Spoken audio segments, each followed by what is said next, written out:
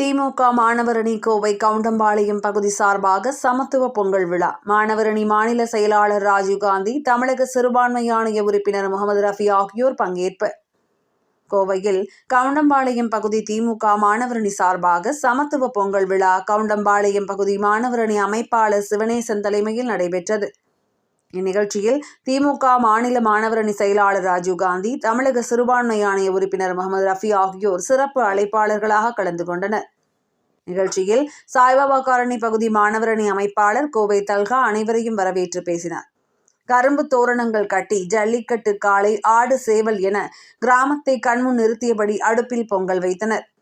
விழாவின் ஒரு பகுதியாக நடைபெற்ற உரியடித்தல் போட்டியில் ஆர்வமுடன் கலந்து கொண்ட பலர் கண்களை கட்டி உரியடித்து கவனம் ஈர்த்தனர். விழாவில் மாவட்ட அமைப்பாளர் அந்தோணி, மாநகர் மாவட்ட அமைப்பாளர் சிவபிரகாஷ் மற்றும் நிர்வாகிகள் மசூத், பைந்தமிழ், ஹைதர் அலி, திப்பு சுல்தான் பள்ளிவாசல் பொருளாளர் வழக்கறிஞர் இஸ்மாயில் உள்ளிட்ட பலர் கலந்து கொண்டனர்.